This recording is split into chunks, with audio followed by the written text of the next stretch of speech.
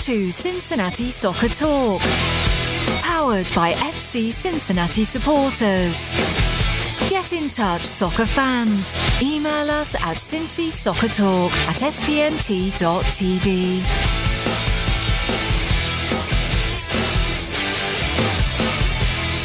Hey, what's happening, everybody?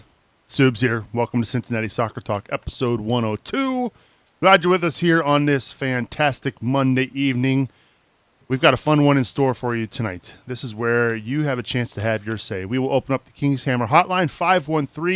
513-399-KICK is the number where you can get in touch with us. Our good pal Yosef Sagai standing by ready to take your calls. So this is your chance, FCC fans. Get in touch with us. We want to hear your opinions on Major League Soccer. We want to hear your opinions on a stadium in the West End, the preseason camp going on, the trip to IMG Florida next week, all that and a bunch more here on Cincinnati Soccer Talk. Of course, if you don't want to call in, you can always chime in on YouTube and Facebook, and you can also tweet us at Cincy Soccer Talk on the Twitter, and you can also email us feedback at cincinnati-soccertalk.com. Captains! Hey, we got an episode captain this week. Big thanks to Joe Collier for wearing the armband of this episode. Joe, we appreciate your support. Thank you very much for wearing the armband this week. CincinnatiSoccerTalk.com/support is where you can go to learn how to wear the armband for an episode of CST. Glad to be with my tag team partners for this week. I'll start first and foremost with Boston Brazel making his triumphant return. It feels like it was just yesterday we were doing a show, Boston, but you corrected me today. You were supposed to be, I believe, on the 100th episode, but you had some technical difficulties with the interwebs, but we're glad to have you back, bud. Hey, Mr. Watcher Tackles. Good to be back. In that time off, I did a bit of soul searching, listened to the podcasts, and I noticed you close every week with your trademark Watch Your Tackles line. But since the time you started doing that, FC Cincinnati has led the league in red cards. So I want to... Yeah, I know. So I want to propose a bit of reverse psychology.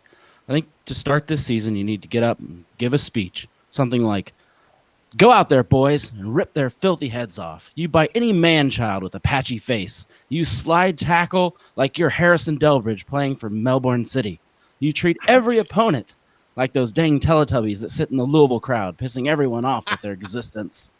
Go team.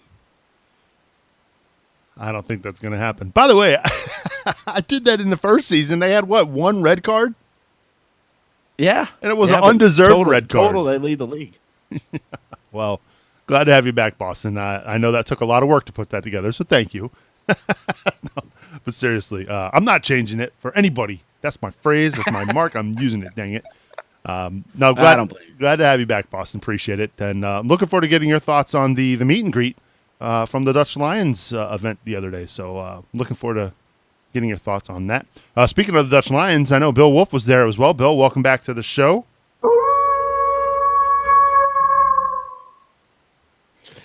Yeah, it's good to be back. So I'm getting excited about this 2018 season. I was out at team training today out at Gettler Stadium. It was really, really cold, but we'll talk about that a little bit more later. But yeah, it's looking good. I'm pretty excited about how things are starting to shape up.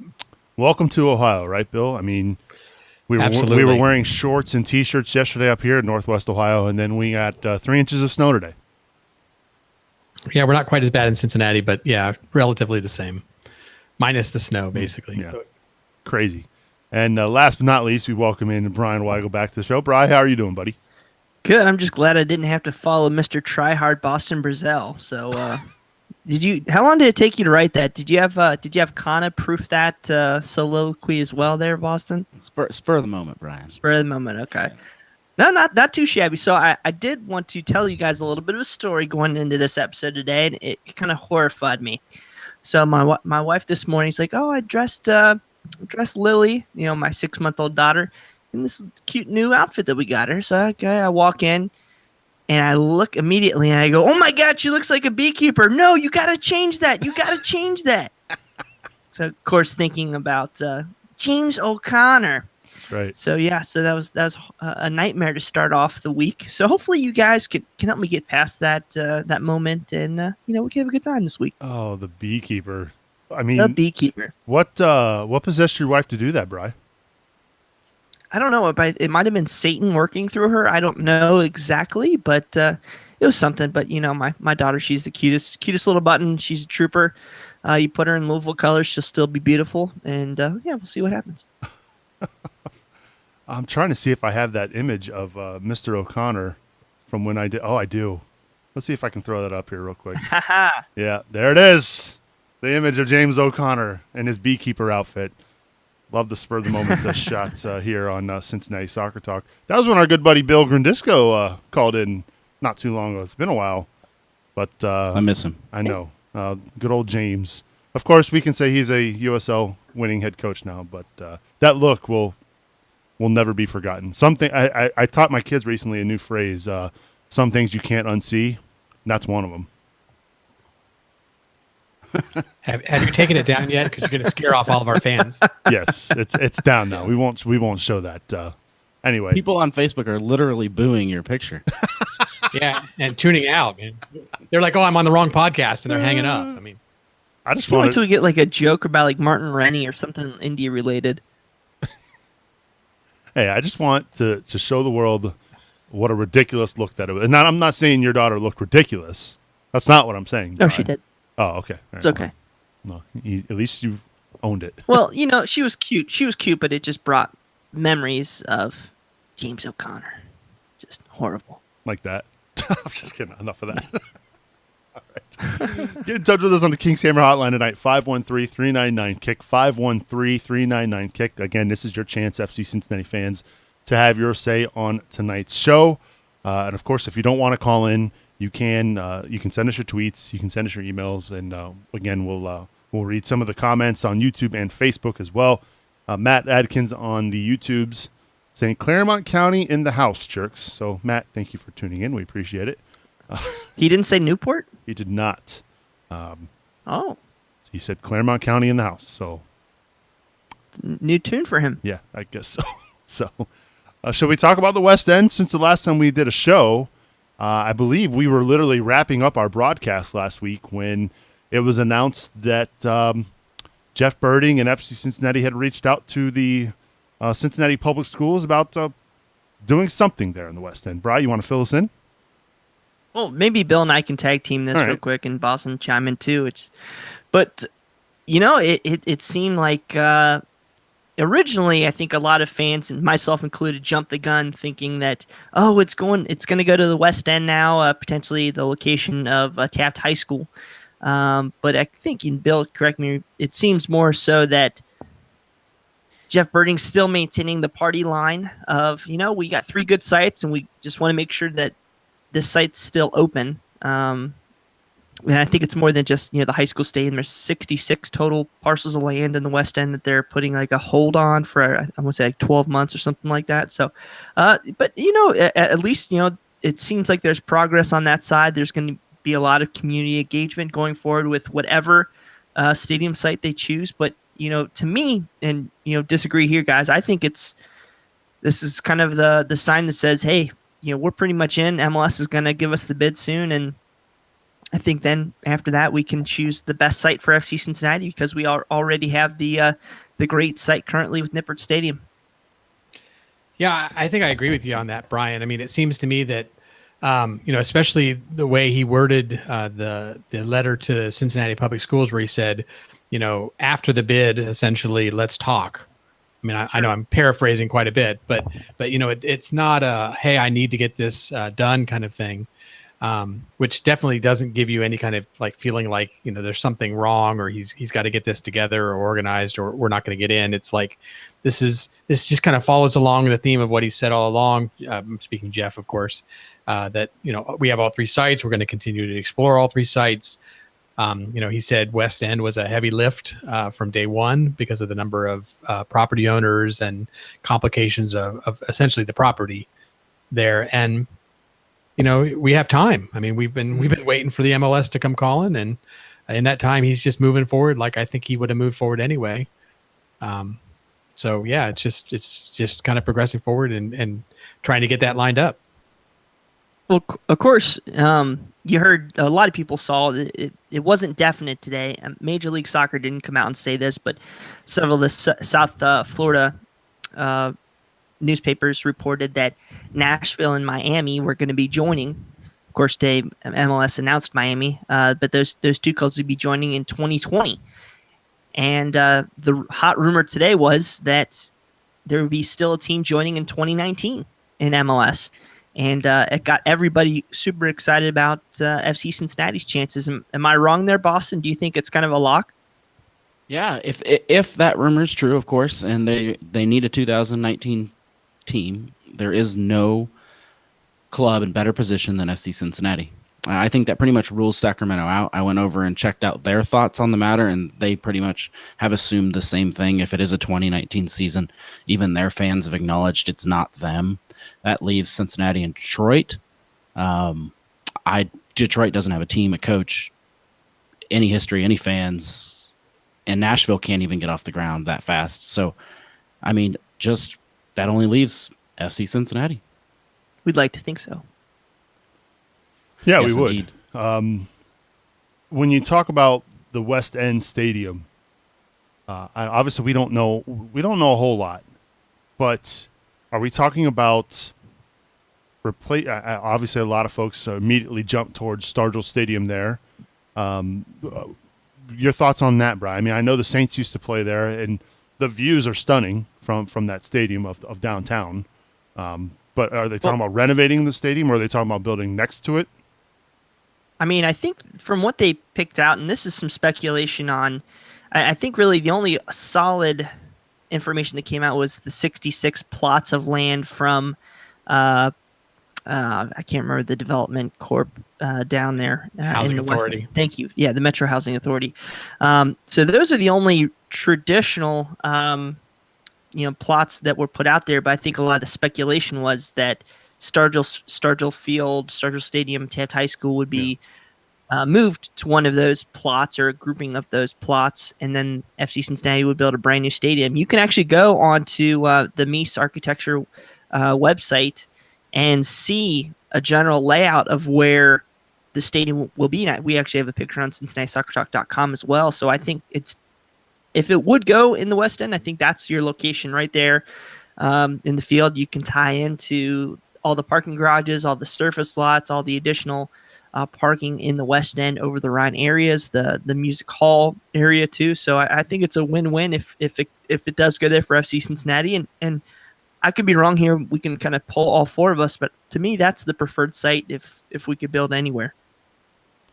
Well, that sounds like a threat there, Bri. No, I'm kidding. What? I'm teasing. We know how you feel. You've kind of made it known since day one that West End's kind of been your preferred site, even back when we were talking I was always Newport to and Oakley. Build it wherever. But yeah, I think that's just the sexiest site personally. I mean, right next to all the bars, I could go to Taft's right beforehand, walk over. I mean, we could have a huge party in Washington Park. I mean, it just seems just like a perfect scenario. How about you, Bill?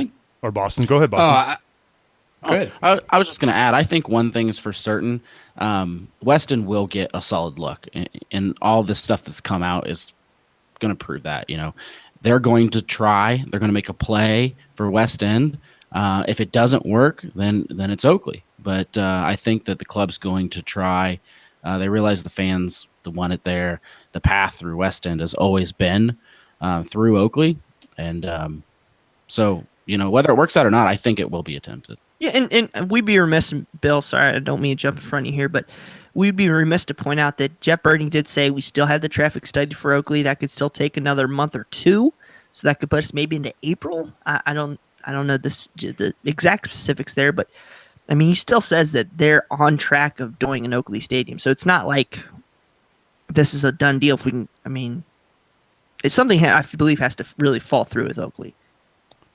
Yeah, I mean, it seems like Oakley is still the prime site at this point, and that's what they actually took to the presentation to the MLS in New York City. But they didn't think they could have West End prepared in time for that. So now that they have time, they're going back and they're dotting their I's and crossing their T's and making sure that that's not a possibility. And right now it may be going better than they expected. I mean, it seems to me like the Housing Authority gave them a lot of stuff right off the bat. There's some hints that maybe they've been making some movement with some of the landowners in the area. So all in all, it seems like it's coming along pretty well, and we might be surprised to see it, but I think all three sites have some advantages. It seems like there's a lot of passion in the city for all three sites. For me, I think coming back around to your question, Nick, early on, it was what one do we prefer? And Brian's made his point pretty well known on West End. I've always been on the West End side as well. I mean, I think it's kind of a ready-made game day environment, and as somebody who pre-games and marches in and all that, it would be the ultimate experience for me. But I think they all have some nice advantages. Newport would be very scenic, for instance, and Oakley, it's got a lot of area around it. They could actually pick what they want and build what they want, because from what I understand, they're buying more land than they need, and they would actually curtail the stuff around it to match what they need. So Sam's Club? It'd be interesting. Well, that's not so great, but there's 100 acres there, not counting the dead Sam's Club, which is shut down. But out of the 100 acres, you can certainly put in a few bars and restaurants and other things and make a short vine type experience next to the stadium. My thing is that that's going to take a few years, and it's not going to be right at first. And some of this stuff's got to just have some history and just some feel to it. And it's all right there in OTR. So I've always kind of been on that side that it would be a great day, game day experience. And that's been my leaning. But again, like you said, Brian, build it anywhere. Let's just build it. That's kind of where I'm at right now. I'm tired of the talk. I'm tired of the whole process. Make the announcement and just pick a place, and I'll be there. I'll be excited regardless. We did have a couple humorous comments on YouTube from Matt Adkins and David Brees, who both think we should just burn down U.S. Bank Arena and build it there. Not likely going to happen, but yeah. So it won't fit, guys. Sorry. So. Let's go to the Kings Hammer hotline and welcome in Yersky, who wants to talk a little bit about the West End as well. Yersky, welcome to CST, buddy.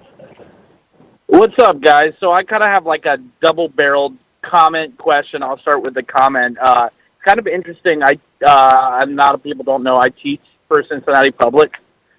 So it's been an interesting interesting last week hearing the different sides of this spectrum, and it seems like, at least athletic-wise, from the athletic directors, they seem kind of split on it, because there's a real fear that it's going to displace the teams that play there, because I don't know if you guys know that, there's like 10 high schools that actually play there. But it's kind of been interesting to see the response, I guess, from Cincinnati Public. I've gotten funneled a lot of questions, most of which I can't answer, but it's kind of been interesting to see that. The second is a question, seeing that you guys kind of released that way too early conference power rankings kind of thing. I'm wondering from you guys, how many points do you think it's going to take this year to win the Eastern Conference? So I'll let you. Ooh. Sorry, there was a lot there, but I'll let you funnel those through. Well, Brian, I think that was kind of your thing, right? The way too early Eastern Conference power rankings. Yeah. That was interesting. Got a lot. Actually, I was disappointed because we didn't get too much hate mail on that. Maybe you were spot on. That's why.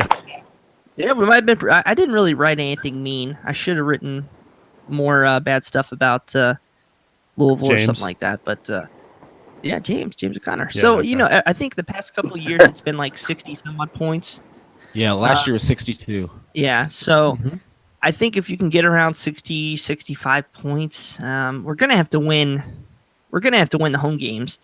And if you can win, if you won every home game, you get like 48, 50 points. So, that would go a long, long way, especially with our road woes. So, of course, it's a little unreasonable. But, yeah, I think if you can get to like 65, 66 in the East, you got a good shot, just because I think people are just going to be beating the crap out of each other in the East. I think the Shield, or whatever you call that, the overall points champion, will come out of the West again, though.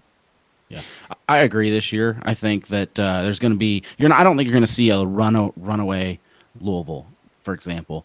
There'll be a few teams battling at the top and a few teams battling around the middle. And this is just my way too early prediction. But I think this year you're going to see much tougher East, where it's much harder to pick up points on the road for everyone. and the points will be bunched together. So maybe a 60. I'm with Boston. I think it's going to be a little lower than Brian said. There is 2 more games this year, so obviously there's an extra 6 points to pick up. But if you looked at last year, right, there was a bit of a gap between Louisville and the next one down, which was it Charleston? Yeah, Charleston with 54. So, keeping that in mind, if things, if you don't get a runaway like them, you got a few extra teams, it's a little tougher on the road. I'd say around 60, kind of where Boston was at. Yeah, it's going to be tough. My take on the Eastern Conference is a lot of teams got better, and a lot of the newer teams are really good, are going to, at least we think they're going to be good.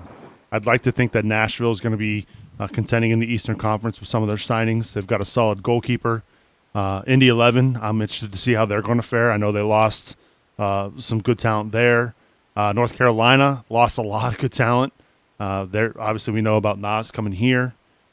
So I think I agree with those guys. If the orange and blue can reverse those road woes from a year ago, I have a feeling that maybe there's a chance that they could surpass that 70-point mark.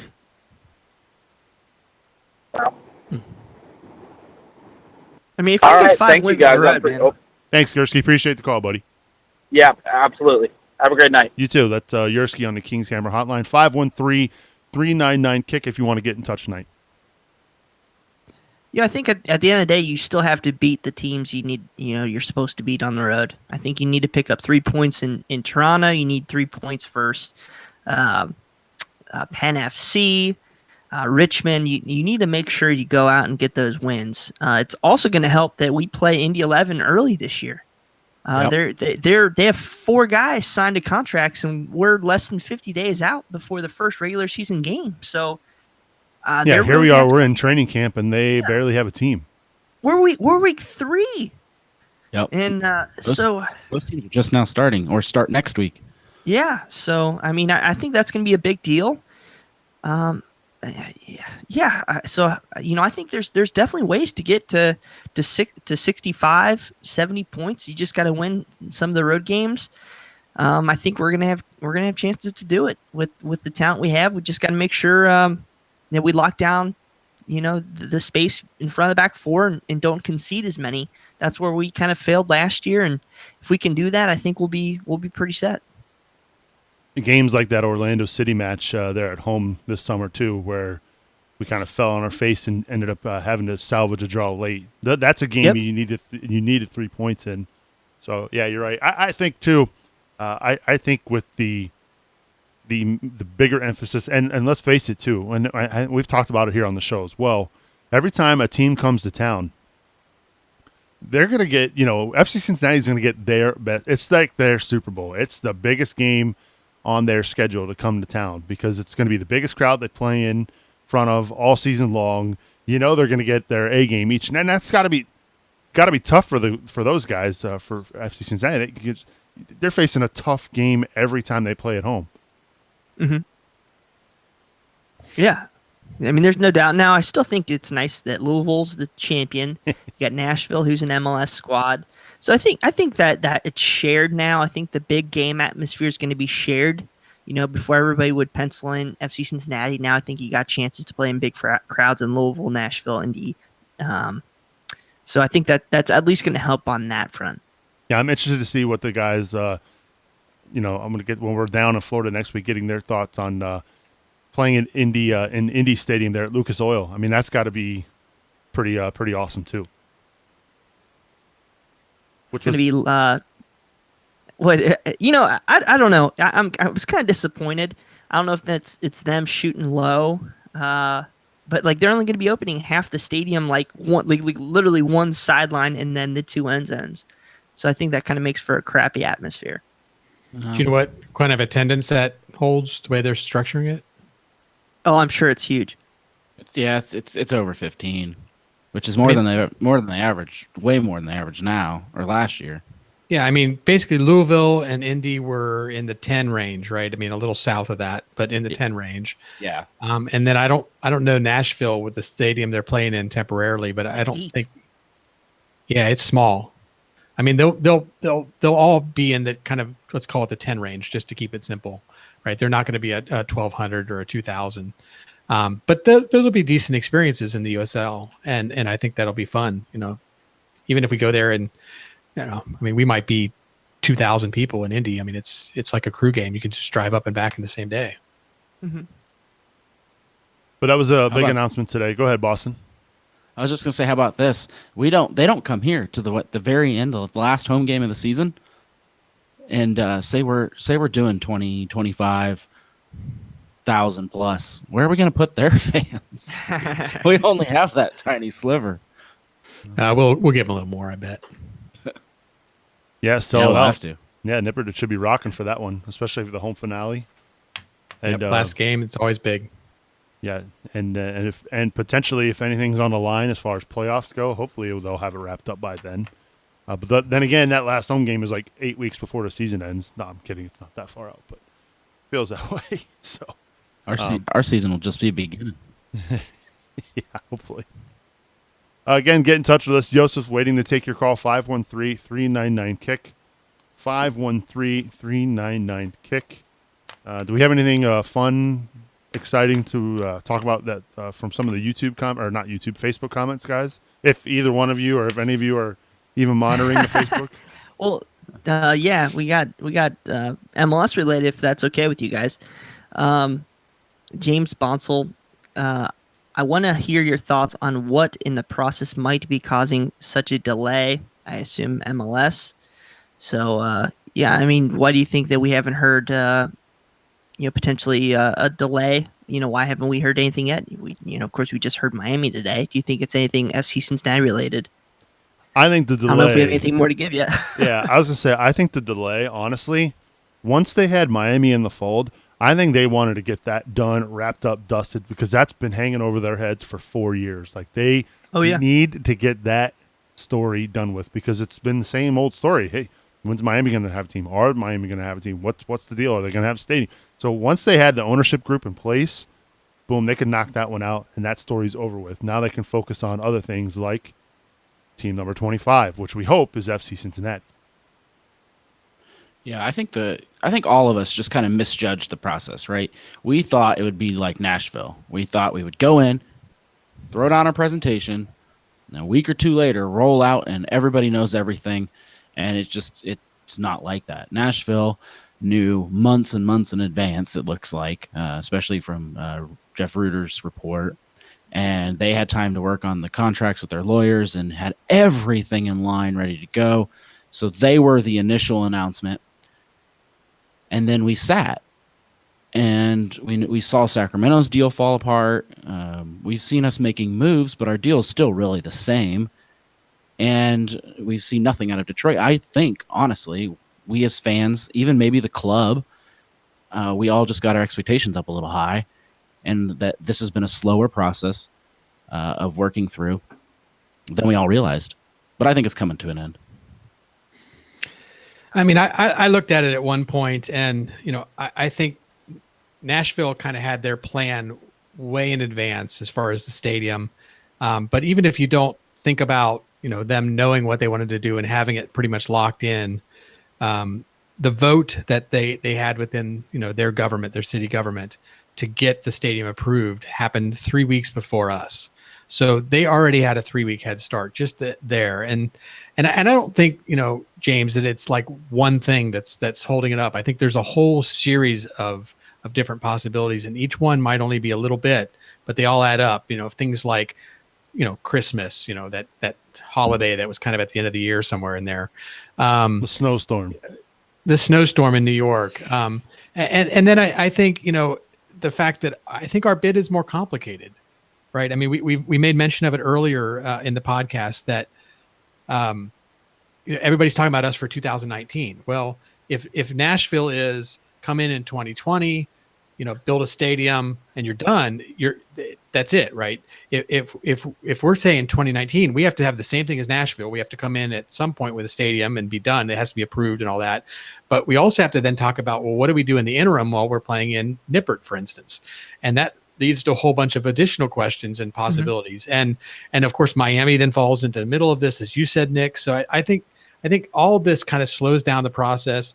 There was a whole, we didn't talk about it here directly, but we talked about it in the past, the combine, some of the super draft. These are all MLS events. And if you're trying to get MLS people in to make decisions or to weigh in on different things involving contracts and negotiations, they're distracted. So I don't know that we've had 3 solid weeks of their attention to move forward. So, like Boston said, I think we're getting close. I think it could be any day now, but it just feels like there's just been one thing after another, just slowing the process down. Yeah, I did like what you said there, Bill, and I don't want to gloss over this. How important it is that MLS signs off on Nippert Stadium. Like, we heard Jeff Birding say, MLS has said Nippert's fine, but there's so many intricacies that MLS has to prove, that make sure the field's right, to make sure the locker rooms are fine, the athletic training facilities are fine. There's all these different aspects that you get into when you're talking about a top flight division soccer league versus USL. So I think they need to check off all those additional boxes. And as I said, Bill said, it could be any day now. I really feel that. I'm not sure it's going to be this week. Could it be? Sure, but I really think here in the next, I really hope the next 2 weeks we'll hear something. Of course, I said that a month ago. So, hey. Yeah, and I didn't realize it until talking to some people in the know. But like just even the whole stadium, right? When we build a stadium, it's not like, oh, hey, I've got this concept. You make kind of a ring and you put a bunch of seats in it and you put some turf in the middle. MLS sets a whole bunch of standards for new stadiums. You don't just build one from the ground up however you want it. You have to fulfill all their requirements. Sponsor requirements. Sponsor requirements, but media requirements, probably concession requirements, everything. They lay it all out. They give you a template to work from. And of course, then you get creative and you make it your own. But if we're going to move into Nippert, then there's this whole question of, well, how far off is Nippert from what they require from a stadium? And how much are they willing to give up or whatever, or what do we have to change? I'm sure MLS would come in and say, well, we want you 19 and Nippert's great, and that's going to be where there's a week delay. There's another week delay because of the but. So good points, Bill.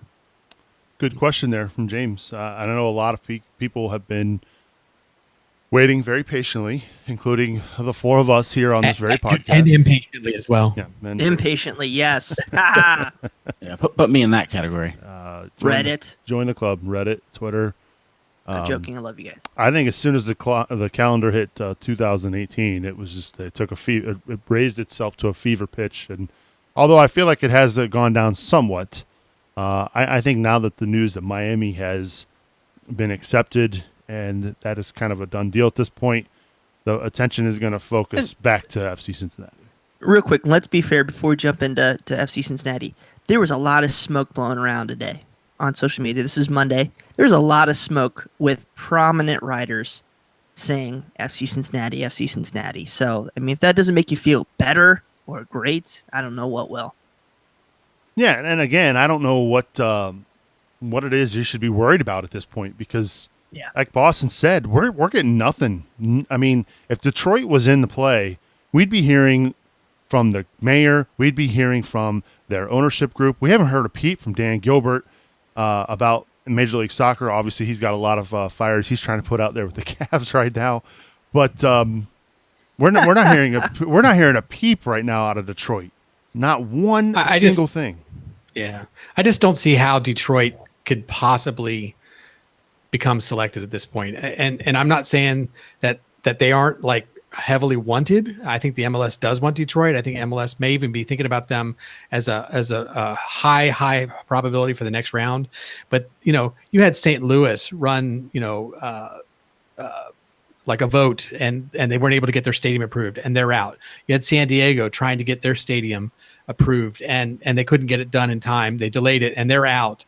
You had FCC with Todd Bortune and the county commissioners talking to MLS about Paul Brown Stadium, and they said, no way, ain't going to happen. You're out if you do that.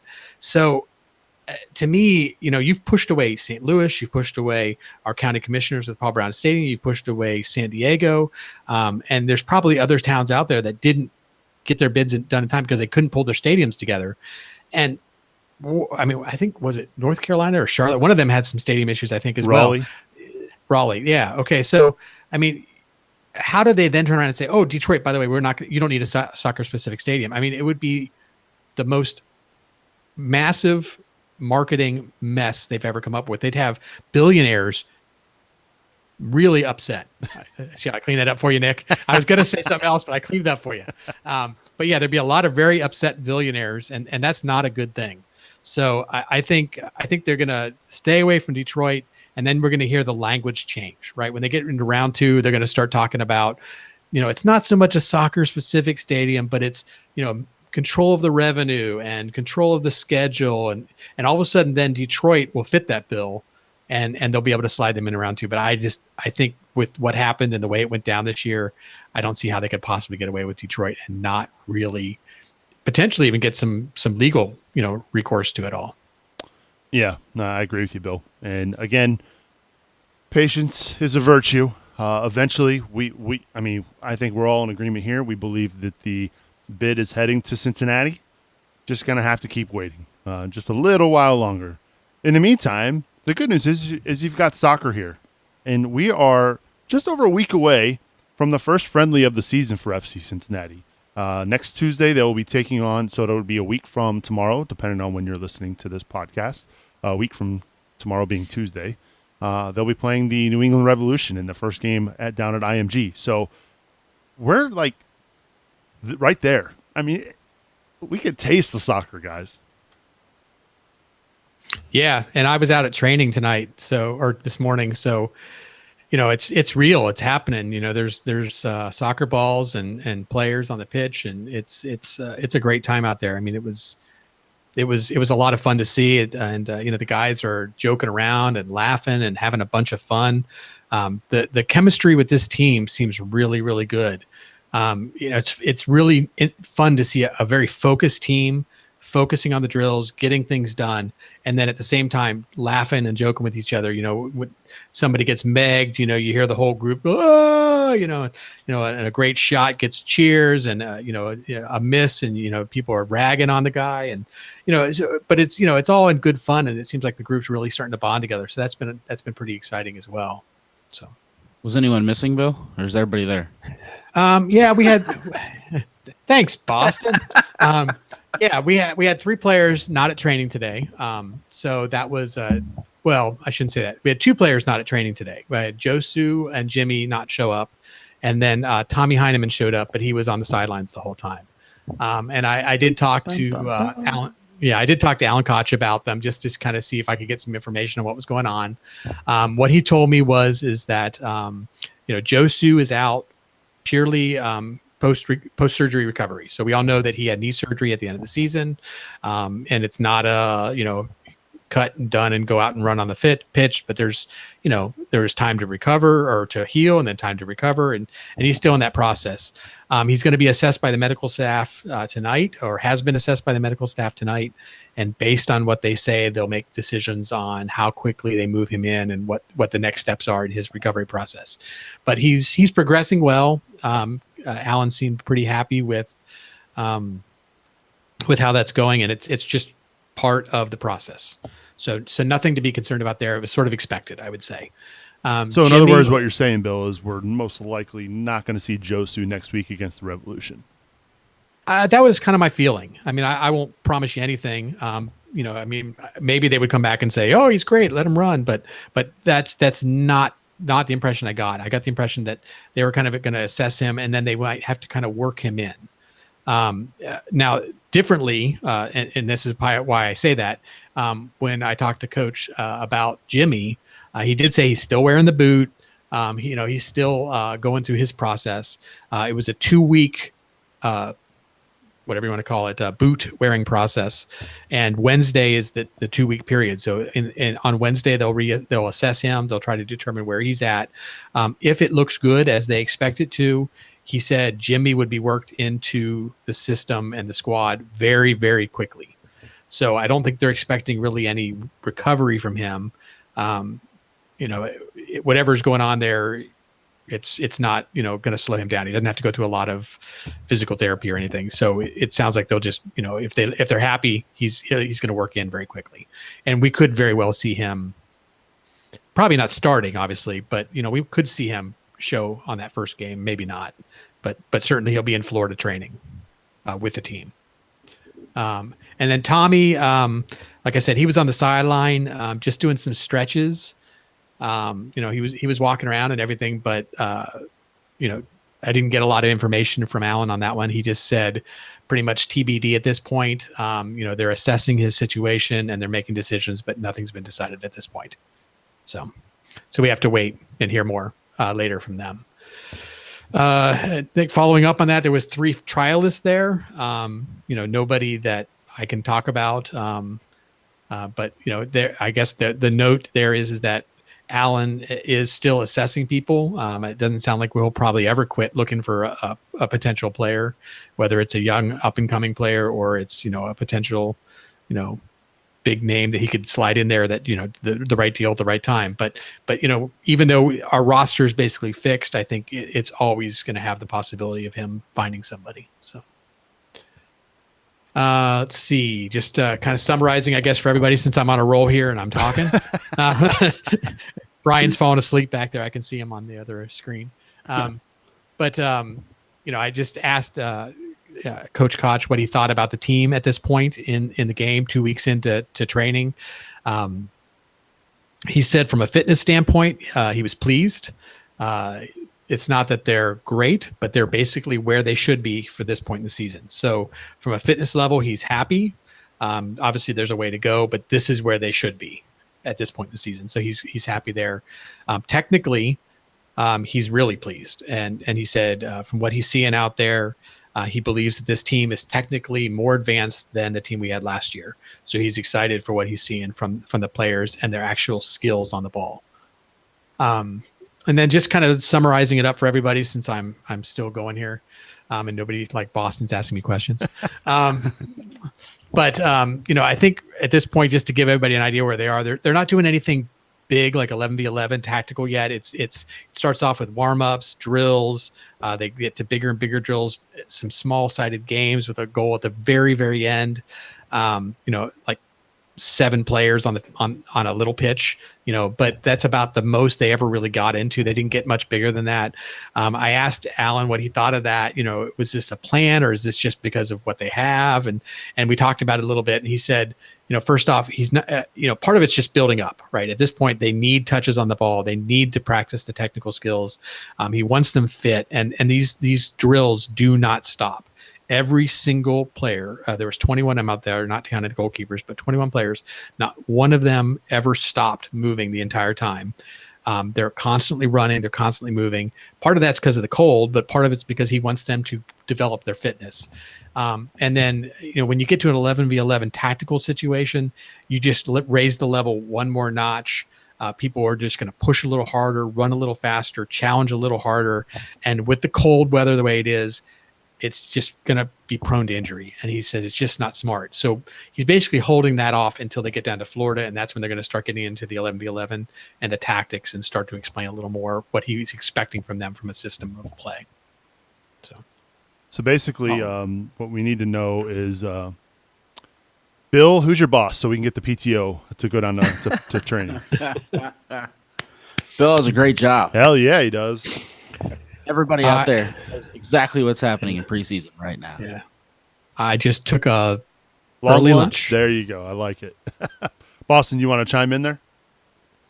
Yeah. How? Well, all right. Bill, Well, Bill sucked all the air out of the world. I got a highlight here real quick before we get on callers. Did love the fact that FC Cincinnati had posted a photo of training today. And lo and behold, in the background was Bill Wolf taking a photo. So there has to be some sort of endless loop there. I don't know what it is. That's but right. Yeah, I was like, hey, Bill Wolf's right there. That's funny. That was probably Shiz out there. There you go. So Shiz taking a picture of me, taking a picture of Shiz. So. Exactly. Let's go to the Kings Hammer hotline. Welcome a good pal to the show, Chris Weimer. Weimer, what's going on, buddy? Not much. Bill kind of stole my thunder. I was going to ask a question about who was a player that sticks out to you guys going down and seeing some of the practices. Is there one person that's sticking out that's kind of being the leader of the group with this being a new team and everything, or is do you see like a Kenny Walker still being a leader during these practices, or is there one of the new guys kind of leading the way? Bill, you want to answer that? Sure. I think right now the way things are structured with the really small-sided games, it's a little hard to see that leadership quality coming out in some of the newer players. I see players like Kenny Walker, Matt Boehner, Corbin Bone, even players like Garrett Halfhill who have done these drills before and know them, kind of helping the new guys through them because, like I said, it moves fast. I mean, Yo is setting up a lot of the drills, and he just like, bam, bam, bam, this is what I want, go. And he expects the people to figure it out. And when they get lost, somebody's got to kind of point the people in the right direction. So I don't know yet that I've seen a lot of true like leadership on the field, from some of the newer players yet, because you don't really have the tactics and stuff going on where somebody can say, well, when I'm doing this, you need to do this. And that they're really just kind of running a scripted drill at this point, or some small-sided games. So it's a little tough, but for sure the core team that we have are comfortable and integrating well with these teams. I don't see little cliques or anything. I see everybody pretty much working together, coming as a group, laughing together. There's some really interesting team bonding exercises that Alan does as part of this. And the one that I was tickled by today was hugging by numbers. I don't know what you would call it exactly, but he would say, okay, we're going to do team hugs. And then he would yell 3. And then everybody had to hug each other in groups of 3. And it was like, if you didn't like grab the nearest guy, like if you were like, oh, I got to find my buddy, you were one of the guys doing push-ups because you didn't end up in a group of 3 fast enough. Just weird little things like that. And it got people like just like manically trying to count and get the right number and get in these groups. And like I said, there was 21 guys. So at the end, he's like 7. And finally, the guys figured it out and they formed 3 groups of 7. And he's like, okay, those are the 3 teams. And then he had them run off into small-sided drills. And, at that point, nobody was thinking like, oh, I got to get my buddy on the team or I got to get this. So it's a lot of just like, you don't know who you're going to be playing with and stuff like that. It was kind of interesting. And he says he does that kind of stuff at every practice just to kind of force people to break out of their mold and not stay in cliques. So, but it's fun. Cool. They have some fun. I did see they went and visited Skyline the other day. I saw a bunch of them went and saw that, so that's a good thing. You took my final thought. Well, you just have to save it for the end. Yeah. Final. Bri, what's the phrase hang up. What's the phrase that Coach Koch uses? Trust the process. That's what I'm thinking right about now with this hug stuff. Yes, seriously. No, come on, I'll it was see a lot you of guys. fun. You guys have. Hey, Chris. Have a good day. I got a question for you. What?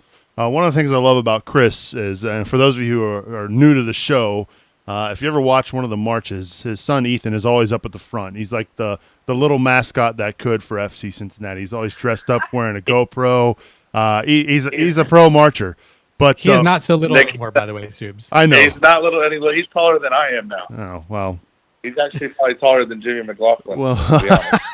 well, one of the things I love about Chris is he's super passionate about showing off his son's soccer skills on Facebook. And over the weekend, Chris showed a video of Ethan playing soccer, indoor soccer there in town. But we got to get him where he's got to bring both jerseys, man. That's like the cardinal rule of soccer. You got to have your jerseys in your bag, man. I agree with you. So he wanted me to run him and get it. I told him he has to learn that he needs to pack his bag. That's right. So I told him 4 times to put it in his bag, and he said, "I got it, Dad. I won't forget it." And as you can see, what he did, he forgot it. Tell him I said that, Chris. Both jerseys in the bag. I will. I'll definitely tell him both jerseys in the bag. All right, Chris. Appreciate the call, man. See you. Bye. Bye.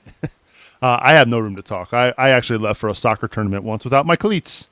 What are you going to do? Kind of need those to play soccer, right, Bill?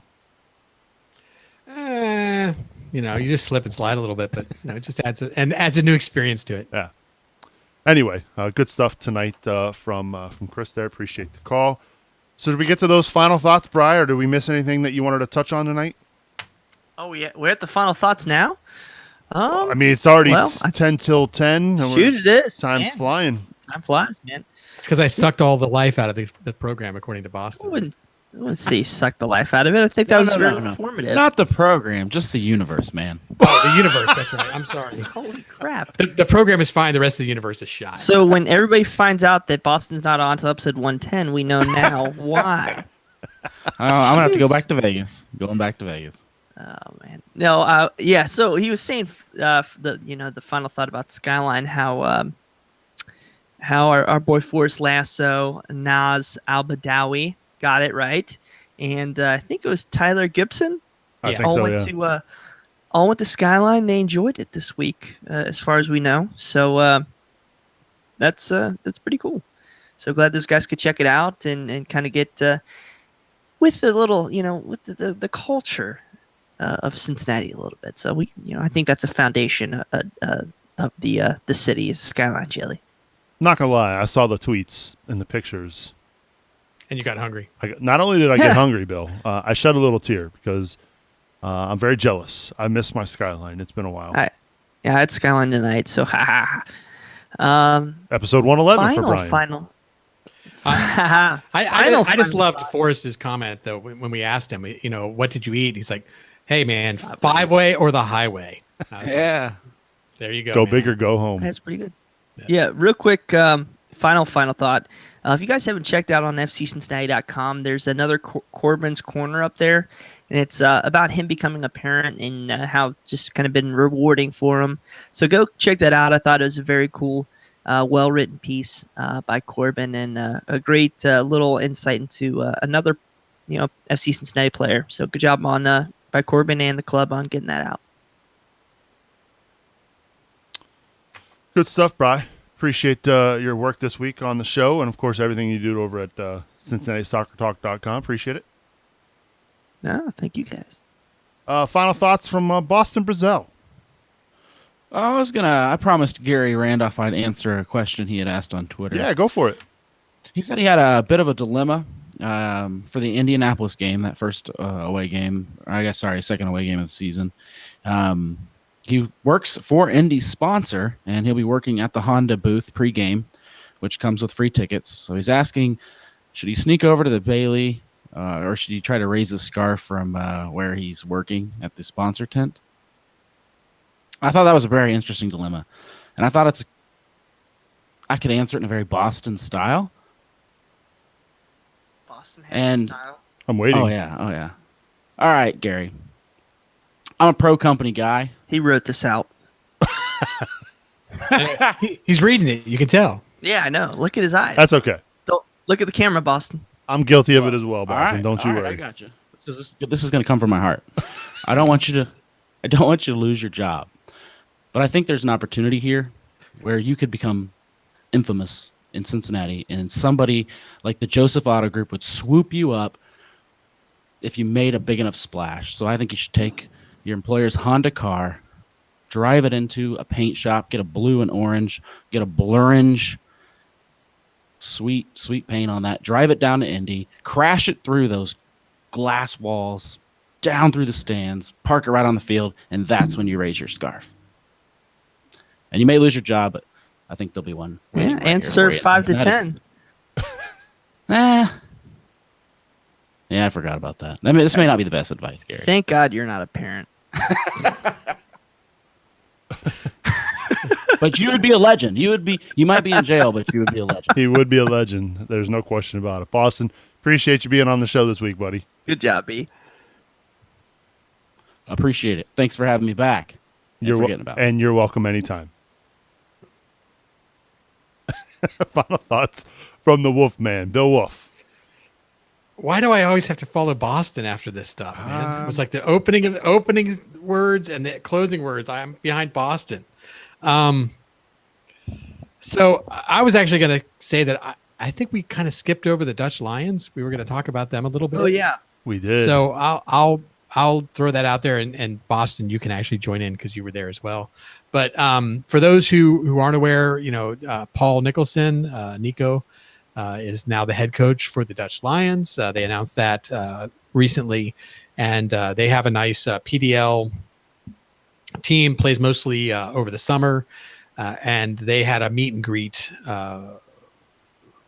Sunday. So they had a meet and greet Sunday, and I think it was pretty well attended. I mean, the bar wasn't standing room only or anything, but it was they had a good crowd of people there. Most of the seats were filled. He introduced 6 of the players. All in all, I think it was a great event, and just talking to him a little bit about the season coming up, it was easy to feel the infectious excitement that he had for this team and for his opportunity to coach. So hopefully people pay attention to them when that comes around in May. I think is when their season's going to start, and I think there'll be some fun games over at Northern Kentucky University, and I'm pretty psyched about seeing some of those games. So it'd be fun.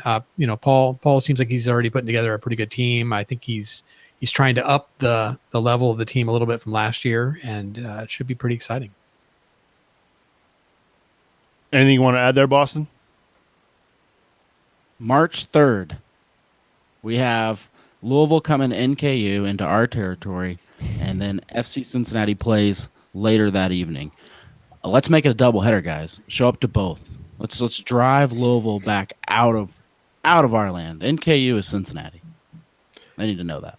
Nothing to do with the Dutch Lions, but thank you very much, Boston. Bill, you tackled the subject so completely. Plus, we don't hear. We don't hear. I got it. Boston's a paid shill, so it's not authentic coming out of his mouth. That's true. I don't know what my job is yet, though. We're looking forward to another fun season of Dutch Lions soccer here in 2018. So stay tuned for possibly more updates on that. Good stuff, Bill. As always, appreciate you being on the show. Looking forward to hanging out face-to-face next week. It's been a while. Yeah, I guess it has been. Yeah, because we didn't see you at Christmas. I know. Yeah, but we'll make it. It's going to be a fun week. Looking forward to that. And safe travels. I'm sure I'll talk to you before then. But safe travels down to Florida. You too. My final thought tonight, before we get out of here, I totally goofed up and I forgot to announce our awesome supporters. Got to give a big shout out and thanks to Tim Bronson with King's Hammer, Matt Adamczyk, Mama Subs, Brian Malone, Jamie Smed, Mike Hudson, Jonas Tom, Jack Emery, Mike Bowman, and Jesse Gill, and of course Kathleen Francis as well. Thank you very much for your support. If you want to support the show, log on to CincinnatiSoccerTalk.com/support. If you go get signed up today, you'll be announced next week. First week of the month, we announce all of our awesome supporters. So if you go do that today, you will be announced next week here on our show. And speaking of support, we got this message tonight from Tom Grabo, the Cincy sports fan. He is obviously the founder of Sports Games for Kids. He let us know tonight that we raised over $2,600 for Sports Games for Kids, we being Cincinnati Soccer Talk, with the various fundraisers, including the paint up stuff, foot golf, the streamer brigade, I can't say brigade, there we go, brigade, and more. So we're that's pretty cool. Really honored that we're able to help his foundation there, Sports Games for Kids. To log on or to learn more about Sports Games for Kids, log on to, I believe it's sgfk.com or .org, most likely, probably .org. That's probably it. But don't forget, rate and review the show on iTunes. We are up to, I believe, up to 55 reviews on iTunes. So keep them coming. We appreciate the feedback there. Let us know how we're doing. Of course, you can always email us feedback@CincinnatiSoccerTalk.com. Bill and I next week will be in Florida. So make sure you are subscribed to all of our different channels, YouTube, Facebook. We'll have video updates and more next week down at IMG. It's going to be a good one. That'll do it for episode 102. For Boston Brazel, Brian Weigel, and Bill Wolf, I'm Subs, reminding you to watch your tackles, and we will see you all next week from sunny Florida.